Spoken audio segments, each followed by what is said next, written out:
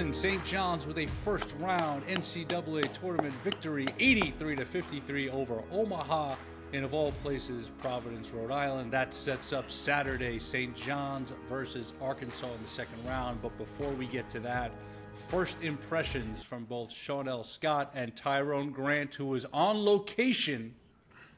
Ty, what was the experience like being in Providence? So first and foremost, shout out to the fans in general. This is my first time actually being like a real fan. Unfortunately, it took 20 something years for me to get this experience, but it's super dope.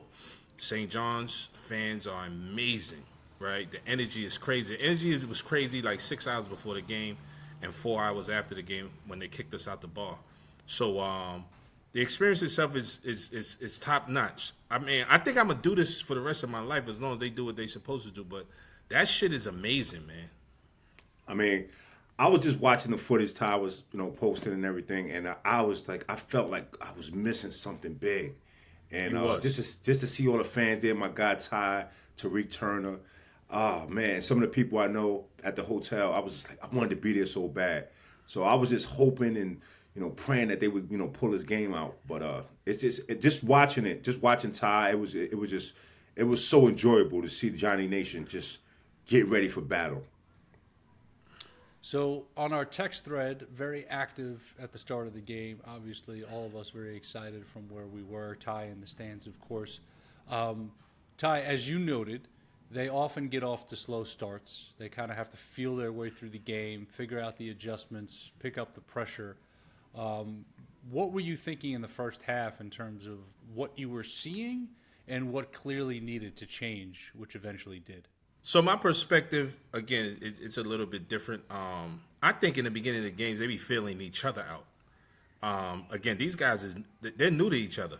So they still in that learning stage, right? So once they get comfortable, not comfortable, but once they feel like they're ready to do whatever they have in their mind, as well as what the game plan is set, then they may start to play. I mean, the defensive intensity, right? I can't mention how important that is, especially when it hits you at the end of the game. And for St. John's team, everybody's decided to play defense. Everybody that came on the bench. Ruben came in the game. Defensive intensity was crazy. And again, Aaron Scott, even though he picked up them 2 early fouls, the way he picked them up, I mean, there was a series in the second half where he dove for the ball 3 times in one play. You know what I'm saying? So I think the beginning of the games, we all have to get used to it. Obviously, we want a perfect start. But I think, 1, they're getting each other situated. And 2, they're just taking the next team's best punch. And Ty, look, you know how this thing works, right? You start off slow, and you may never be able to catch up. And it's nothing we can do. This is a game of basketball. I don't particularly like some of the slow starts because I don't want us to put ourselves in a hole that we can't get out of. But the first half, wasn't going as well. I was basically, as a fan, as a Johnny, I was just like, oh man, here we go. And then second half, it was just like, end of the first half, going to the second half, it was like a buzzsaw. Everything, the defensively, everything started clicking. And like Ty was talking about, some of the players that came off the bench, Vince, Iwuchukwu, Ruben Prey, everybody, Davion Smith, Io, everybody came in, man, and they played some quality minutes. I was very happy with the bench and how they came. Just pure quality basketball that helped the starters, just helped the team, just help us bridge the gap of not playing as well as we want to ramping it up a higher notch on defense. You guys have seen this, on every level, high school, college, pro. The great teams figure out a way to come out of that locker room in the second half, make the right adjustments, and a team like St. John's, of course, who, as we mentioned in episode 1, had risen to the top defense in the country. They just put the clamps on you and eventually wear you down. With that being said, one of the things that we were going back and forth on early was, yes, the 18 to 22 footer was open for them. They struggled early, but what they weren't doing was attacking the paint, making the defense collapse, having the basketball change size of the floor. So between the defensive intensity amping up and between being more aggressive, attacking the paint and the rim. How do you see that carrying forward now with the Saturday matchup with Arkansas? I mean, first of all, we can't get caught up in other teams' scouting reports. You know what I'm saying? We probably the young guys, and again, this was their first tournament game together, so yeah, the nerves kicked in and all that. But we can't get caught up in other teams' scouting reports. You know what I'm saying? They backing up and all this shit, forcing us to shoot or whatever. We got to play our game. But again, that leads back to the adjustments, right? That's what make people like Rick Pitino and his coaching staff amazing, because they'll adjust to it. And we have savvy and smart enough players who adjust to whatever the coaches say and make adjustments on the court, and we take over. So, yeah, we missed a shitload of shots. It didn't matter because we still played defense. We still pressured the ball, got turnovers, got easy layups, and RJ and the rest of them began to take over the game. Yeah. Our shots wasn't falling at all. I mean, we were shooting terribly as far as from the three with wide open shots. They wasn't going in. And, that happens in basketball. You can't control that. And I know as far as probably Rick, instilling confidence in them, you have to shoot the ball like if you're wide open. It's like, I don't know if you could. But I wish they would have penetrated more after a couple of misses. But, in the heat of the game, you can't control it. And like Ty says, that defense is just, even if it's not at its best, which we see it at its best at times, even if it's like at, right on the line as far as like just being marginal, we're still able to like stop some stuff up on offense and like keep ourselves in the game. But I do wish sometimes like if we're missing, we could get that ball down low. But sometimes the circumstances don't happen like that. But we just got to take what we can get and play our game and just hope for the best. But also E, I mean, we can sit here and complain like me. I want to see Zuby get busy from the tip, you know what I'm saying? But, the way the team is constructed, by the time we need Zuby dominates the games. I mean, those second chance putbacks, them shits is kill you. And you're not seeing a lot of bad shots, taking Right. shots with people in your face. We missing open shots. Like guards on our team have to take those shots. Even like with somebody like Kadari, whose percentage is not as high as he would probably like. He's open. He has to shoot. You just have to. And that's how you have to play the game. You can't, like Todd said, you can't think about the scout report for the other team. You just got to take what's given and just hopefully it could all work out at the end. Yeah, and I think a big part of this too is that effort is always there. That effort is contagious, and when you start to get stops, you run out in transition, you get easy baskets, all of a sudden the shots start to fall. And obviously, as you guys both said, they weren't taking bad shots. They just weren't falling early. And a great point that was made was first tournament game together as a group. First tournament win in quite a long time. Yeah, And right. then to come out of the locker room and have a 50-25 second half and blow that game open fairly early on in the second half.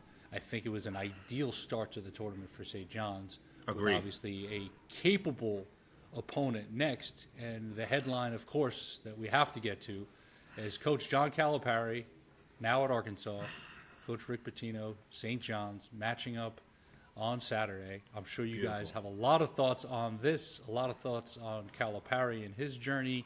One thing that I had heard yesterday and just absorbing all the action after the St. John's win and reviewing things last night was that, they're connected in a unique way, because it sounds like Pitino had something to do with Cal landing the UMass job back in the day in the 90s. So with that being said, first thoughts and excitement around Calipari and Pitino with their programs on Saturday. Look, first and foremost, coaches, that's a small universe. So their connection on who got the job and how he got it, I wouldn't be surprised is related. They're related, right? Cal, Pitino, whatever, know the same person. He said, yeah, he's a good coach. 5-star back in the day, he had all these great coaches. So that was a plug. But as far as the game, right? So yesterday we were at the game. I was at both games. I didn't even watch Arkansas play. I really watch that. It didn't really matter to me. But who I was with I was with alumni from both schools, right? So for me, it's a competition on the court. Shout out to the coaches, super famous, dope coaches, Pitino, Calipari, whatever. But the kids got to play. The young men have to compete, right? And I think we have a better team. I definitely think we have better coaches, but I think we have a better team, right? And I think we have a better support system here at St. John's, especially with alumni like me and Shawnelle and myself. But we got a better team. We supposed to go out there and dominate the game and take advantage of all of what Arkansas cannot do. And they can't do a lot of stuff. So they beat a bad Kansas team. They was high paid. Kansas high paid and all that shit, but they was terrible all year. Let's be honest. It's not a mistake why Arkansas is ranked what they were. You know what I'm saying? St. John's, we won the championship in the Big East, baby. So all that other shit, I don't overthink all that shit. I'm betting on my young men for St. John's University. Well, I want to say I can't believe I'm part of this basketball moment that we're about to happen. That's about to go down right now with these two coaches. I've watched both of these coaches early in their careers, with Rick at Providence and Cal at UMass. I've witnessed it. I watched it, and just watched them throughout the years, their different teams and their championships, and now to have it back with them going against each other as far as coaches is concerned. It's amazing for me, and just to be part of like the St. John's lore, and to be a part of it, who is going to be at the game alongside Ty and others. I'm over the moon once again about this. You know, it's a basketball moment that I'm never going to forget, and we should appreciate it. Yes, as Ty said, I do think we have a better team. It's not going to be easy in any way. You know, Arkansas is long, athletic, but I just think, you know, in game situations, I've watched Arkansas a little bit in the season as well, and you know, just watching St. John's throughout the whole season, I definitely think that it's a game that we can get. The defense is going to be there, you know, and if they're giving us shots, hopefully they go down. But the defense is definitely going to be something we could hang our hats on. And this is, I don't know if this is maybe the second time, because in 1993, St. John's played Arkansas. We didn't come away with it. So I'm really like got a little bit of, you know, extra energy in me for wanting to win this game. They beat us in the second round with Nolan Richardson as coach, Carlos Williamson, Scotty Thurman, and those guys. So here we go again. Not the same team. Not the same teams. St. John's is, you know, St. John's is something else right now. Our Johnnies is something else right now. So it's gonna be a good game, but I think we're gonna take them down. That's the whole purpose. You just want to take them down. We doing the 40 minutes of hell, baby. The roles are reversed. We doing the 40 minutes of hell. All that other shit now, I don't give a fuck about none of that. We doing the 40 minutes of hell. We got a great opportunity. Your young men got a great opportunity. They got a great opportunity. So get ready to book your flight to San Francisco. Stop playing. Listen, our defense, man. I'm telling you, people like us basketball guys. I know you see the same thing as in E. When we watching St. John's defense at its best, it's a little spooky. Yeah, I'm gonna be real. It's a little spooky, man. It's a little like, damn, that's us, you know. So I feel really good about that. So. That team defense clip that we shared the other day, just on the help recover rotation, I showed it to KG on the set on Wednesday taping our show, and he was just his typical KG animated self. He was like, "That's motherfucking defense right there." So it's resonating with everybody. I want to say this about Arkansas: they started the year 0-5. And they're in one of the most competitive conferences, of course, the SEC in the country. So this is a team that's been through some battles, obviously different personnel than St. John's. And as you both alluded to, this is not the 90s. 40 Minutes of Hell very much now is coming out of Queens, not Little Rock. With that being said, each of you, one X factor for this game Saturday, whether it's a player or a theme of the game that's got to go right for the Johnnies so they can move on to the Sweet 16. I started off. So my X factor will probably be Davion Smith getting in the game and just playing high quality, having that defense. I mean, to have a player like that coming off the bench, I can't even believe it. You know, he's dynamic. Don't get it twisted with the minutes, or he's a dynamic basketball player. You know, and whatever's has happened or went on, and for him not to be a starter, that's what it is. But he comes in the game, and it's like it changes everything when he's at his best. I agree with you. Davion Smith is definitely an X factor. That's why this team is very scary, because he hasn't even done what he was doing earlier in the season due to his injuries or what have you. But one of the X factors in regards to St. John's is the rebounding. We can't give up offensive rebounds. That's one thing we cannot do, right? We have to box out all five of us and grab the rebound. Again, we ended up rebounding well, offensively and defensively, but we got to start the game off like that, and we got to bury them earlier. We can't give them no chances to make extra shots. Another thing is, Booby Fland, we got to stop him. The young boy is back from injury. He's a New York kid. We got to make him regret leaving New York and going to Arkansas. That's what the fuck we got to do, baby. All right? So we got to stop him, because he's a dynamic young man, too, and I respect his game. I really like his game, actually. And we can't let him get going, because he kind of pushes that team when he's going, and everybody kind of follows. Nothing against Wagner or anyone else, but Flan has that extra little flair that can get them going. And Todd talked about rebounding. That was very concerning to me in the first half yesterday, as far as Omaha just getting offensive rebounds on us, especially in like a critical high stakes game, like they played yesterday. So it just have to be a high concentration. Find your man, box out. Find a man, box out. Get that rebound at all costs. That has to be the mindset for tomorrow's game, because this team is long, athletic, and it could be a long night. And I think Rick Pitino even mentioned it. It could be a long night for us if we don't rebound. And that's something that, the players, our great players on our team, they can control that. Shots may not fall, but they can control, getting to them boards and coming up with that basketball to give ourselves just every opportunity we can to score the ball. I think that position, Scott, in the Arkansas 3-4 man, 4-3 man, whatever you want to call them, is going to be very, very important to the game tomorrow, because they both play super hard. I was watching him yesterday, and the amount of loose balls and offensive rebounds he grabbed just by playing hard was dope. So it's going to be interesting to see that matchup, and I'm sure Scott will be ready for it, especially after sitting out most of the first half with 2 fouls. Yeah. We can't minimize our possessions, man. Just no way. As you guys and all of Johnny's Nation are loving every moment of this, there's a lot of nostalgia involved. Ty, you were on the road. I think you're both going to be there tomorrow in Providence. Yes. Give me one moment for each of you that comes flashing back to your NCAA tournament days. It doesn't necessarily have to be an on-court moment, but the spirit of it all, the nostalgia of it all, going to a random first-round city or a regional city. Are there specific fun moments that come back to mind that you haven't thought about in a long time? Absolutely. The Fanatics.